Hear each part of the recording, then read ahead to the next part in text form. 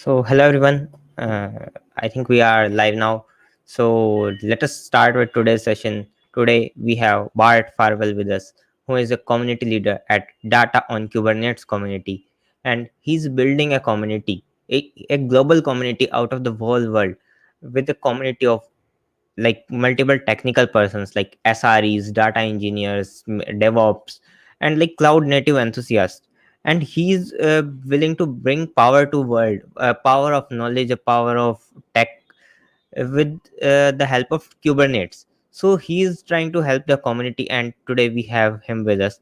He's also a CNCF ambassador and working with the Kubernetes thing. So let us meet him in a Kubernetes way and let us introduce him to the chat. So, hello, Bart. Hi, everybody. Very, very nice to be here. Thank you very much for having me and for that wonderful introduction. Yeah, it was you are doing. That's why you have received a wonderful introduction. And so, hello, everyone. Show your like enthusiasm and show message in the comment section like what you want from the session. What are you expecting? And at last, do tell us like did you got that thing from here? So, Bart, today we have two of the community members with us, Himakshi and Jyoti. So they are both very keen to ask you questions about what are the DoK community, how DoK community is helping others, and how they can interact with the DoK community. So Okay. first of all, I would like to call Jyoti, and she will have some of the questions from for you. Hmm. And people are like also welcoming you in the comment section, so they are excited to have you with. Yeah, So I'm Jyoti, very excited to be here. And as he mentioned, please feel free to put whatever questions you have in there. If I don't have the answer, I'd be happy to find it for you.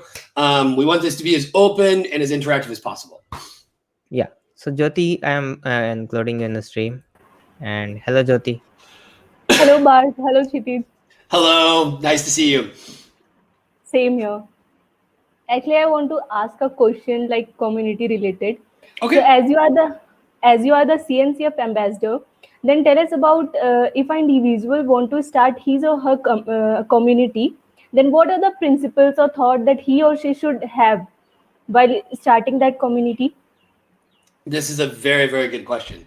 Thank So, you. no, seriously, this is a really good question, and it seems like a basic question, but it's a question that even in my case, it's something that I struggled with when I started out.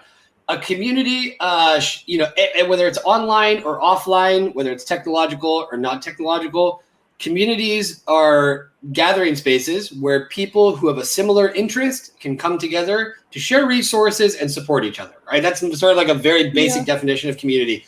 So, with that in mind, have a very specific objective about what your community is for. Is it for beginners? Is it for advanced? Is it for C++? Is it for Java? Is it for JavaScript? Be very, very clear on what the focus is. So when people come, they know that this community is for this. It's not for other things. And that happens to us in our communities, that some people might be looking for a specific kind of knowledge. We know that other communities exist that can answer those questions much better than we can. So part of being a good community builder is knowing what your community is for and what it's not for, so that you can properly guide people with the necessary resources that they might need. In our particular case, data on Kubernetes is a quite specific topic, which makes it easy in some ways and difficult in others. It makes it easy in some ways because it's a very specific focus. All right, we can talk about that more later. But it makes it more difficult just because not that many people are using the technologies that we're talking about. This is growing, right? We've seen a lot of growth, but we're not expecting to be a community with 100,000 people, right? Sometimes it's better to have a smaller, reduced group when you know that it's very focused. I say this just because for folks out there that are thinking about starting a community, the number of people you have is one factor, but it's not the only factor, right? Other factors are, how many sessions am I doing? The quality of the sessions, fewer sessions, but perhaps focusing more on quality and being very specific. That's something else that's very important. And another thing that you always have to be doing is asking your community for feedback, right? So that you know that you're giving them the things that they want, right? And if not, say like, what could we be doing more of? What should we be doing less of? You constantly need to be interacting. And sometimes you'll get feedback that will kind of hurt. You're like, ooh, I didn't want to make that mistake. But That feedback is helping you grow so that you don't make those mistakes and so that you directly respond to your community. Anyway, it's a very good question. We could spend all day talking about that, but you probably have more questions. Go for it. I think you're muted. That's okay. Okay, sorry. I think all you good. have mentioned all the important points. So I have one more question for you. Okay.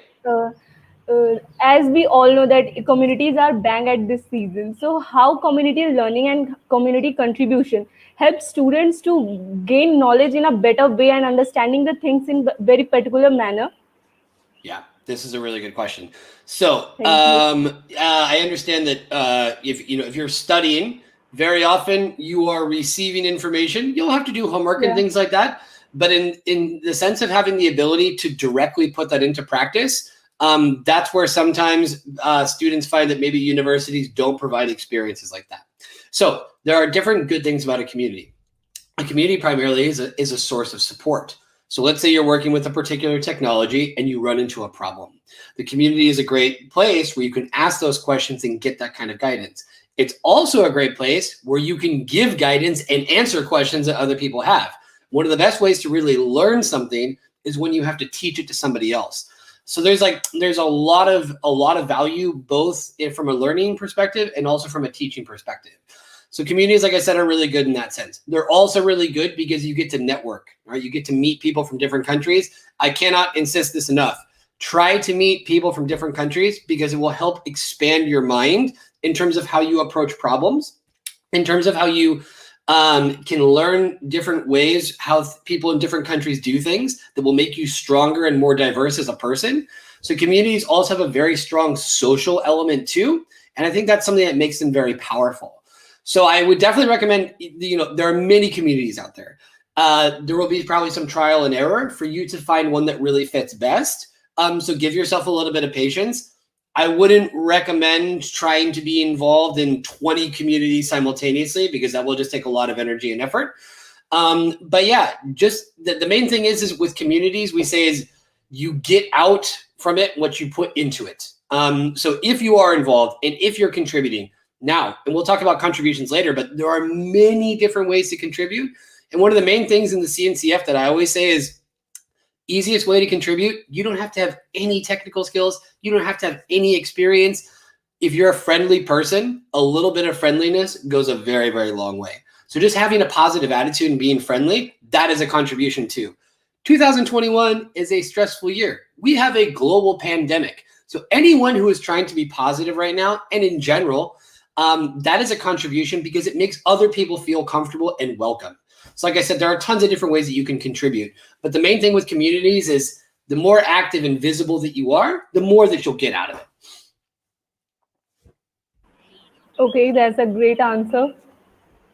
So Bart, before introducing the next participant, let us have some of the questions from the audience. So there is an interesting question. So can you tell why the DoK community was named as Data on Kubernetes?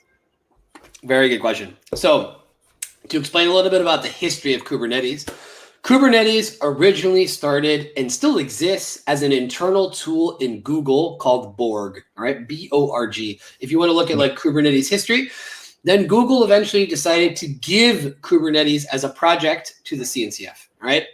So as a result, the CNCF is sort of like the owner of Kubernetes. But with the idea behind that, like I said, going back to the data part, the initial approach to Kubernetes, and an approach that many people still use, is to not put their data inside Kubernetes, all right? We say that meaning not running databases on Kubernetes, not having storage on Kubernetes, things of that nature. So as a result, when folks started starting to say, actually, you can put your data on Kubernetes, that was a technical challenge. And that's one of the reasons why the community was built, was so that that challenge could be better addressed by practitioners in different countries with different experiences. So that's how our community got started. So that's why it's called Data on Kubernetes. It's a very good question because, like I said previously, Kubernetes is a very big topic, a very large community. Our community is addressing the specific issues that are related to working with data on Kubernetes. So like I said, we may not be the #1 community for everybody, we are the #1 community for data-related issues while working on Kubernetes. That's what makes us different. So we got started as a community last year, and then about 6 months later, we started talking to the CNCF, and they said, hey, you're doing things that are very much related to cloud-native technologies. Our code of conduct and our mission is very similar to the CNCF. So we have now been integrated as a community into the CNCF ecosystem. That's also why we did a co-located event in KubeCon in May. We will be doing another co-located event in KubeCon in October, on October 12th. We will also be doing a DoK Students Day the week before that. So I'll definitely let you know about that because that will be a lot of fun. So yeah, that's how I would answer that question, but that's a very good one. Any other questions? Yeah, there is one more question. So if someone want to contribute to DoK community, so how should one start contributing as he's just a beginner? Very, very good question. So we interact with a lot of beginners, and as a result, what we do is easiest way, jump into Slack, just introduce yourself. We have a specific area that's called Beginner Arena, right, where beginner-focused questions can be answered by different people in our community. We're actually having a meeting today for folks that want to get involved in contributing. That'll be at 7:30 p.m. IST. But we'll be doing more of that kind of stuff. There's no rush. Like I said, one of the best ways to get involved is watch previous videos that we have on YouTube and ask questions, right? Get conversation started. There's no doubt that's too basic, but generally we will give you some resources so that you can get kind of onboarded with the vocabulary, the terminology, the ways of thinking, and the technologies that are being used. And then when you watch, like a few live streams here or there, then you'll probably have some more questions. And then from there, we can think about other ways. We are now doing a project where we're taking a database and we're running it on Kubernetes. So different folks are participating in that. We're creating a visual learning dictionary so that you can visually see the concepts that we're talking about. I'm using some artwork. We're also inviting folks to help us improve the quality of our transcripts so that for people who are learning English, that want to read the transcripts can have a nice, clean version of that. So there are lots of different ways to get involved. And then we also want to hear from people what they like doing or what they're already doing. And then we can see how we can collaborate using their skill set and the things that we need in our community. Oh, so now let us invite Himakshi for her question as well. And then we will get back to the audience questions. Okay. Hello, so, Himakshi, you are in. Hello, Jitish Bhaiya. So, pleasure to have you on board, Bart. Thank you. So, as you have answered so many questions as has OTX, so my question is something related to community. So, as we have seen nowadays, companies are putting so many efforts to building communities. So, is there plays any impact on their brands and developing their companies? Oh, so related to communities and companies. This is a good question. Yes. Okay, yeah. Communities are a huge. No, this is a really good question. Communities as a whole right now are a really, really big deal, right? And why is that? Like I was saying earlier, it's a place where you can create an environment where you're getting direct feedback, right? And so our community is a little bit unique because it's vendor neutral, right? It's not just one company talking about this. We have many, many different companies. You'll see in our YouTube channel, we've done over 70 live streams in just 1 year. So we've had a lot of different companies that are talking about this. But generally speaking, the companies that participate in our live streams and community actions, they also have their own, Slack channels where people are talking about just things that are related to their company or their product. So now there are different benefits and advantages here. As a company, people are telling you directly, I'm having a bug, I'm having an issue, how can I solve this problem? So that way you get to detect what's working and what's not working. The other benefit is from a talent perspective. If I have a company and I have a software product or hardware, it doesn't matter, and I see that certain people are asking very, very good questions and that we can tell that they have a high level and that they're interested in my product, that's a way for me to maybe say, hey, maybe I should hire this person, all right? So communities can also be a way for companies to find people and for people to be found. So if you're very actively contributing, participating in communities that are maybe, let's say, more product focused or where you can really show the amount of knowledge that you have, that's a great way for companies to be able to find practitioners that they would like to hire. So like I said, there's a huge amount of value in communities, and there always has been, but now it's becoming much more systematic with things like Slack, with things like Discord, so that it's very dynamic and interactive. But most companies, you can get a feel for a company based on what kind of community experience they're trying to create. And that can give you a better idea if it's a place where maybe in the future where you might like to work. Thank you. So my next question is related to Kubernetes. So as we are all know that like Kubernetes is a open source containerization. As we all know, Docker is also a containerization. So if we ask like which one will you prefer like among Docker and like Kubernetes? So which one will be more reliable? Very good question. I'm going to respond with a sort of trick answer. I would say both, right? Because Kubernetes is a container orchestrator, right? So it means scheduling and orchestration of containers. But generally speaking, to understand Kubernetes, it's important to have a background, a little bit of background information just about containers more broadly, more generally, which is why it's absolutely a great idea to start with Docker, all right? And if you look on our YouTube channel, actually, we have an intro to Docker session. Very good, very informative. And if you have questions about that, you can definitely ask them in our Slack channel as well in the beginner arena. So we have an introduction to Docker. We also had a session that was an introduction to Kubernetes, right? So I would recommend start with the intro to Docker, move to the intro to Kubernetes. And then we have a video that's also an intro to persistence, which basically means an intro to storage. So that's more of like an introduction to really data on Kubernetes. So like I said, get information about Docker. Very helpful. Then from there, it should be easier to understand what Kubernetes is, because Kubernetes, like I said, is a container orchestrator. So it kind of runs on top of that. This is why the word Kubernetes, it comes from Greek. And in Greek, the word Kubernetes means like pilot or helmsman, like the person who's controlling a boat, all right? With the idea that Kubernetes is the boat and Docker, that those are the containers. That Kubernetes is like the person who's controlling the ship, all right? But then Docker would be the containers that are on that ship. Right? So Kubernetes is deciding where those go and when and how, but then the actual containers themselves would be going back to something like Docker. Thank you. So my last question is related to community. So as most of us are from the technical background, so there might be question like, is the community building like play any impact on their placement scenario? Sorry, is the community doing? Sorry, my headphones cut out. Oh, sorry. Actually, my question is like, as most of us are from the technical background, so there might be a question like, is the community building have any impact on their placement scenario?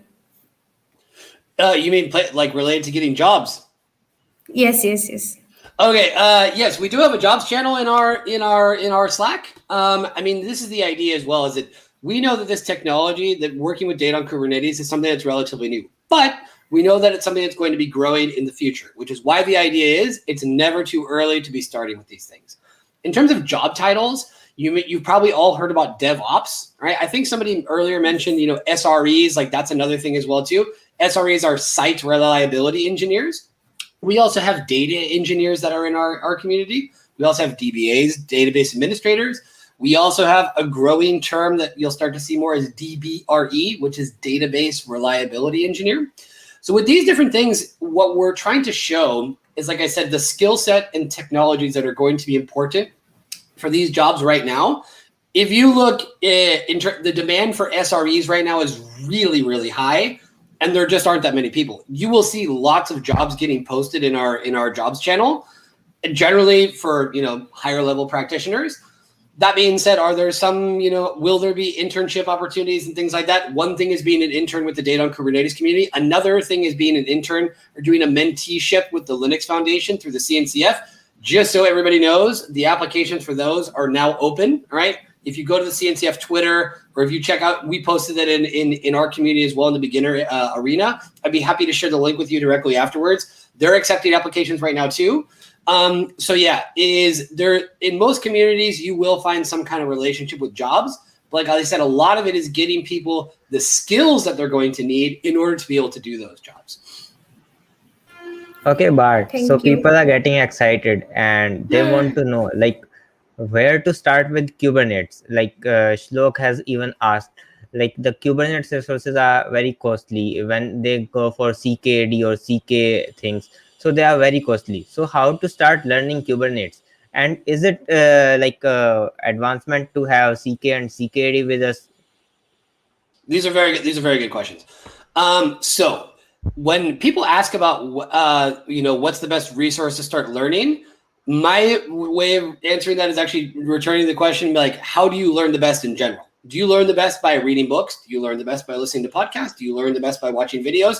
What's your best learning style? Is there one magic resource out there? Not really. All right. There never is, right? Whether you want to learn medicine, well, which medical school should I go to? I want to learn how to drive. Well, what kind of car do you have? I mean, like there's always different things to be thinking about this.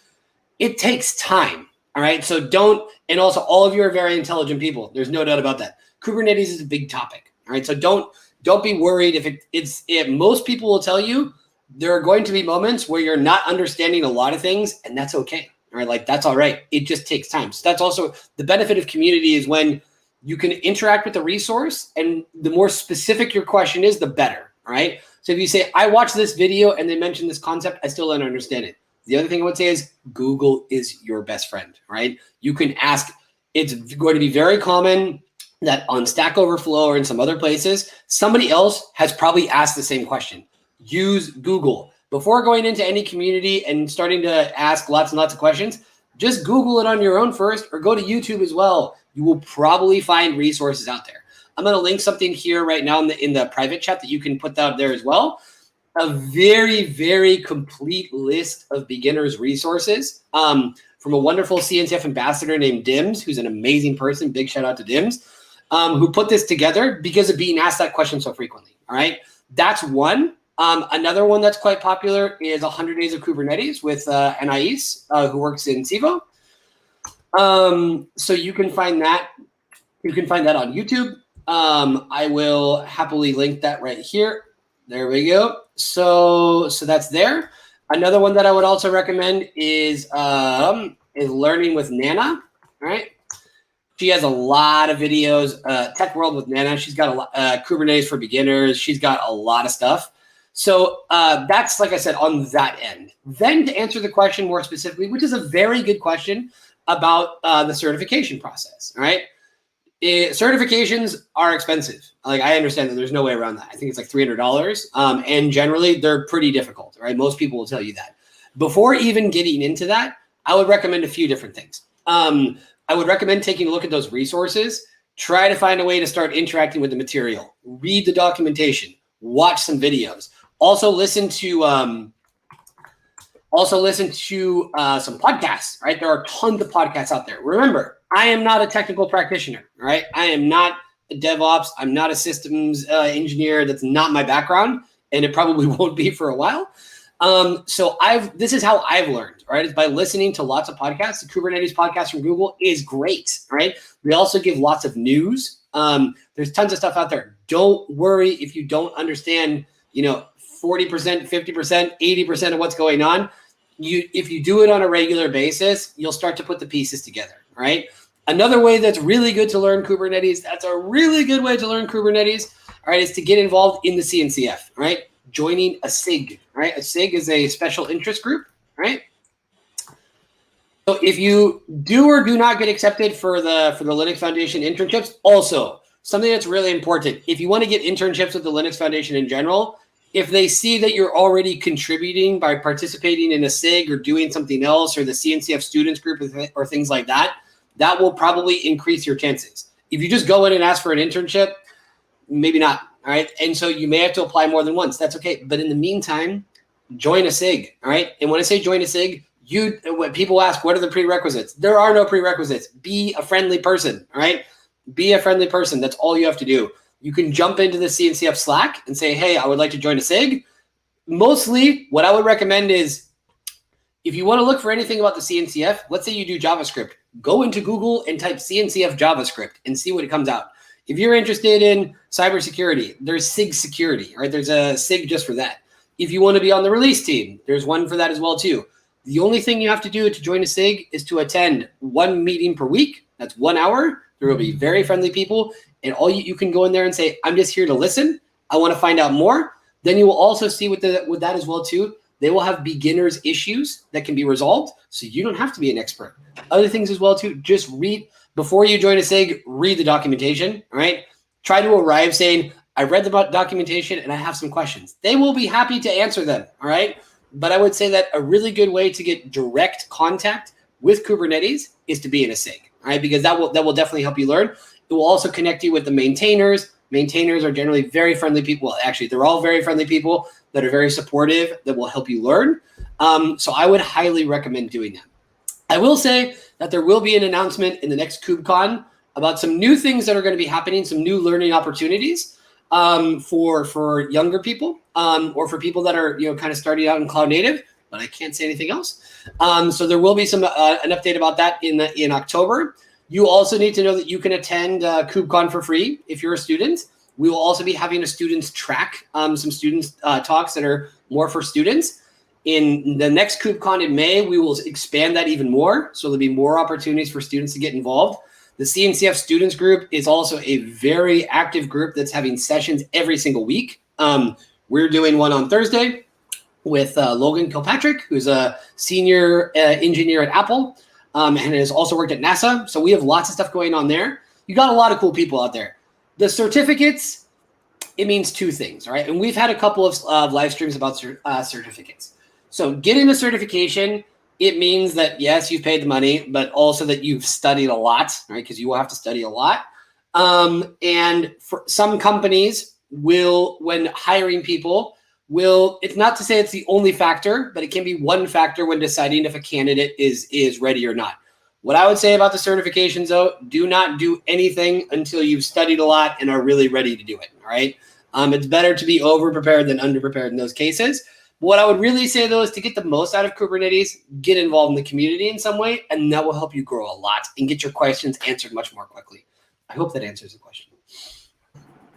Exactly, Bart, exactly. So Good. yes, but I just want to ask one thing that, there are lots of people who are watching us. There are lots of people who will watch after few hours, after they will be free with their work.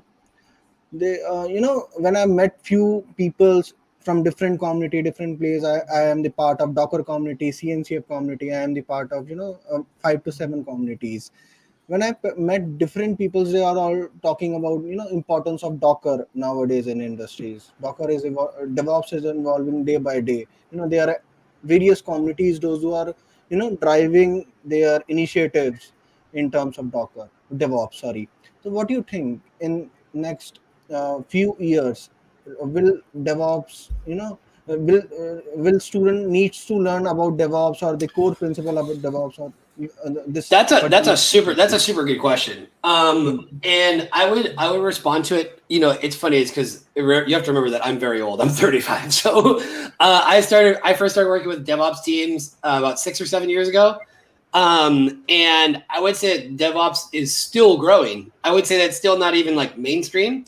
Doesn't mean that everyone's going to have to know everything about it. No. But like you said, knowing the basic DevOps principles and how this works, I think that is important. Some companies may not want to do it that way. They may want to have a more traditional, like all the front end people over here, all the back end people over here, all the sysadmins over here. That may happen. Sorry, go ahead. You were going to say something? No. Oh, no. Okay, cool. No. It's just your enthusiasm. No. It's great. Continue. It's all good. No, continue. is that... Sorry. Yeah, that's fine. No, is that with... Please. Continue. Yeah, it's okay. With things like DevOps, with things like Kubernetes, as much as we're talking about it all the time, it's still very much early days. Like I could walk down the street right now and ask 10 people what is Kubernetes, and they're going to have no idea. I could ask 10 people that are working in IT, and not all of them are going to know, right? And even some might know and have never used it. And some might know it, and they know that their companies won't be using it for a long time. So I would definitely say that it's a good idea to know what DevOps is. Does it mean that you have to be an everyday DevOps practitioner? No. But I think it is very, very important because a lot of what DevOps is about is removing silos, separation between different teams. That's actually interesting too, because that happens not only with DevOps, that also happens with SRE teams. Well, SRE is kind of an extension of DevOps. There are debates about what is one and what's the other. Yes. But I think the main answer to your question is that I think it's very important for everybody to know what it is, to be aware of it, so that you don't go into a company and they say, hey, are you familiar with the DevOps principles? And you say, no. Like, it's something that you want to have in your skill set to at least be able to explain it and to understand how it functions, because that could definitely affect you in a more direct way. So I think this is great. I think Jyoti have a last question from you, and she want to ask about something really excited about community. So Jyoti, you can ask. She's Let's do telling me it. that I want to ask. I left with this question, so you can ask over here. Okay. So I'm not gonna ask you again that you have answered all the questions, like so many of questions you have answered right now. So I'm gonna ask you a simple question, that can you say your experience in DoK community till now, so that more people want to join that community? Oh, wow. You should be a journalist. That's a super good question. All right. So what's been my experience? These are great questions. I could talk about that all day. My experience has been, is like I said, I am not a technical practitioner, right? Like, I did not study computer science. I did not study to be a systems administrator. What I want to say about that is that, just so that all of you know, do not feel the pressure that what you do in university is the only thing you're going to do in your lives, right? Like, it's an important part, right? But it doesn't mean that if I study this when I'm 20 years old, it means that when I'm 50, I'm going to be doing the exact same thing. When you're 50, when you're 40, when you're 30, when you're 25, when you're 22, things can change, right? There's a quote that I like to use a lot from John Lennon when he said, life is what happens when you're busy making other plans. You may be planning to do something right now and that could change. That's okay. Enjoy the process. The skills that you're learning right now, you can apply them in a billion different ways. That's really just up to you. There's not only one way to apply a computer science degree. You could study computer science and go into business. You could study computer science and go into healthcare. You could study computer science and go into politics. It's mostly, that's your decision, all right, about how you want to use that. Going back to the DoK community, like I said, is that as someone who's not a practitioner, my approach to this has always been, and particularly right now because of the pandemic, we are more isolated than ever because of quarantines and this and that and whatever. But we're also more connected than ever because of the fact that we're talking right now, right? 2 years ago, this conversation could have happened, but probably not, right? Now, because of what we're doing, what I've really tried to bring to the community is getting people to really connect with each other, creating a very human space where we're all free, where there's no such thing as a stupid question, where we're all here to learn. And that's also why you've probably seen some of the things with our community that make us different, is that we also incorporate art and music and rap music and all this kind of stuff, because I think that those things make it easier to learn different concepts. Because like I said earlier, not everybody learns in the same way, right? So because of that, giving people as many different opportunities, okay, maybe you don't like reading books, but if we put this into a rap song, then it makes the material more accessible and more entertaining. And also encouraging other people to participate in those kind of ways. I think that's something that's been a very enriching part of this experience. It's been challenging. Starting a community is not easy. All right. If anybody tells you it is, they're wrong. It takes a lot of effort. It takes a lot of being open to receive feedback and realize, even if you think that your direction is correct, that if everything is telling you that it's not, it should probably change. But I think that overall, my experience has been extremely positive because it's allowed me to be able to interact with amazing young people such as yourselves who have great ideas and creativity and all these cool questions. And like I said, just a lot of potential to do a lot of cool stuff.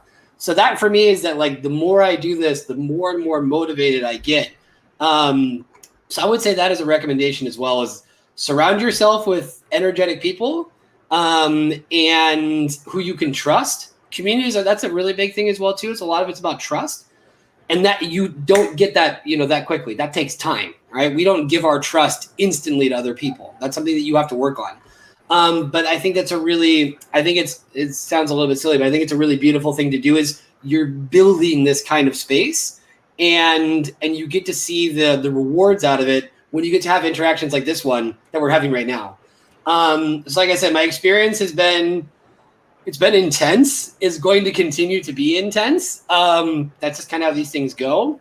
But every time I get to have these kind of interactions, for me, it's all the difficulties and all the stress. It's totally worth it Because what is true about communities, whether it's ours or the CNCF, you get to see impact, and that's really fun. And that's something that sometimes in other aspects of life you don't get to see as directly, but with communities you really, really do, because you as an individual can connect with someone from a completely different country, with a different language, with a different culture, with a different religion, with different everything. And you can still connect in a very human way and provide value to each other. One is the person who needs help, and the other is the person who gets to help them, knowing that maybe tomorrow you may need their help. So like I said, being a part of all that kind of stuff is just extremely rewarding and makes all the difficulties that come along with it totally worth it. Yeah, Okay. so Bart, it was a great session with you. And like as you said, being a part of a community is good. So me and Sarthak here are running the dot question mark community, and alongside we are also the organizer of CNCF Dehradun.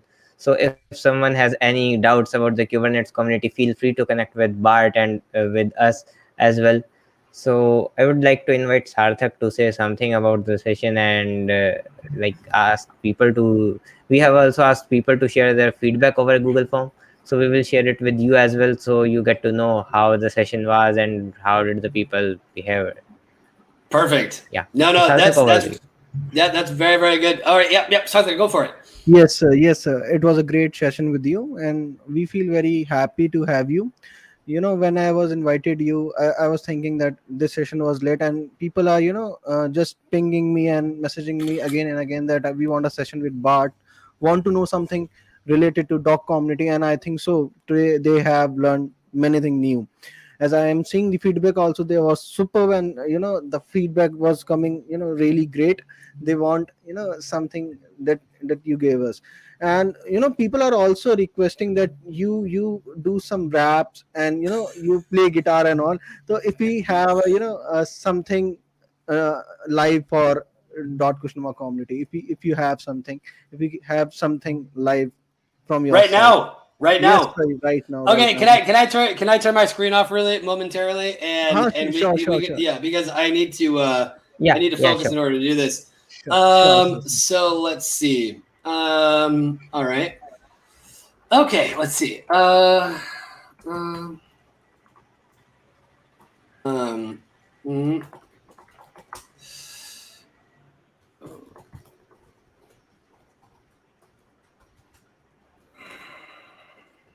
Okay. Just give me like 30 seconds. I should be able to come up with something. Uh, uh, um.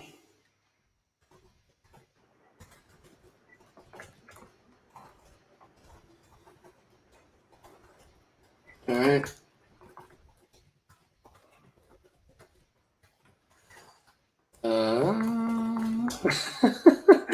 Uh, But it's let's see. I should probably mute myself. You can just continue to keep talking. Tell everybody about the next session that you're organizing while I do this. Yeah. no. So here, like we have an announcement for the people as well.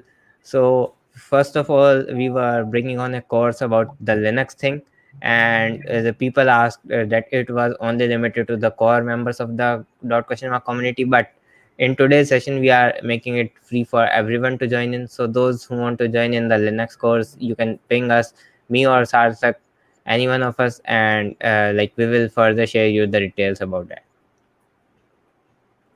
And it will be really great if everyone joins, know about Linux, know about Kubernetes, DevOps, and everything. We'll Yeah, keep because sharing Linux this is application for you. yeah, because Linux is one of the thing that is running behind all the technologies, and it is the thing that you will get to have hands on with when you come with something like DevOps, Kubernetes, and all these things. And if you are not aware about CNCF, if you are not aware about Kubernetes, Docker, and all, so you can connect with us too. We are uh, we are organizing few meetups which is related to that only. I will share the link in the you know chat now. Here you can see a complete series of containerization, which will be a 2 days live series where you will learn container from very beginning to very advanced. Okay. So I think Bart is ready in few minutes. So that till then, if anyone have any questions, they can ask. I want the questions in the chat, guys. Or Bart OP in the chat, guys. No, no, no. Bart is not nervous. Bart is doing something creative.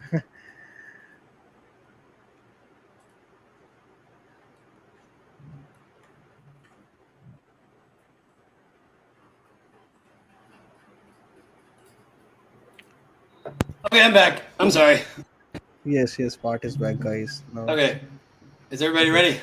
Yes, I hope yes, everybody's yes. ready for this.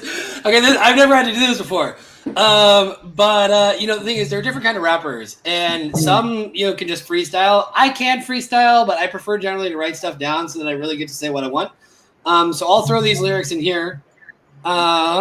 Whoops. Like I said, I didn't. This is 100% spontaneous. So yeah, I'll put these lyrics in here so that while I'm doing it. Oh yeah, but it's not gonna get these nice. Oh, that's too bad. Okay. I will send the lyrics here, but like I said, it's not gonna go line by line. StreamYard unfortunately kind of formats it on their own. So yeah, but folks, you can hang on to those and you can use them for whatever you want later. Okay. So obviously as well too, we don't have a beat, but that's okay. That's what's part of the magic. So DoK ? On a Tuesday. That's right. Wouldn't matter what day because I'm always keeping it tight. Skills to the ceiling. Move. That's a feeling. Keep the apples to oranges. And you know that's appealing. Feedback is gold. That's how communities work. Be kind and connect with others. We all live on this earth. Pandemic is isolating. So here where we gather. Never leave anyone behind and know that we'd rather share and care. You're all welcome. So beware that we strive to be alive and always stay fair. How you apply your gifts is your choice alone. So if you want to contribute, DoK is your home. Hope that worked out okay. Like I said, you got the lyrics. You got the lyrics in the chat. Anyway, that was a first. So that was not something I expected to do. No, that was very spontaneous. This is the power of live television. It's like quite fun, but quite fun. Good. I get to know, it is quite fun. Students are, saying that OP in the chat, awesome. This is really great from your side, and thank you very much. Oh, no, seriously. If anybody's to thank all of you for putting this together. Amazing promotion in Twitter and LinkedIn. Some of the best I've seen when it comes to student-driven communities. Excellent questions. Very, very thoughtful. For all the folks that are in the audience, you're lucky to be interacting with some amazing people who are working really hard to do this stuff. It is not easy. It is not easy to put these things together. There's a very long list of different things you have to keep in mind. Just the technical side of things on StreamYard and whatever, all the things that can go wrong. But anyway, so big shout out to all of you. Thanks to everyone for attending. I'm pretty easy to find on Twitter at birthmarkbart. I'll put that right here. If you want to follow me there on LinkedIn, I'm Bart Farrell. I'm pretty easy to find. Anyway, and also check us out, DoK Community on Twitter. If everybody wants to check that out. Hopefully we'll be interacting with all of you very soon. And once again, thank you so much for having me. Thank you, sir. Thank you very much. Shukriya and Jai Hind. Yep. Jai Hind, sir. Jai Hind. Jai Hind, sir. All right.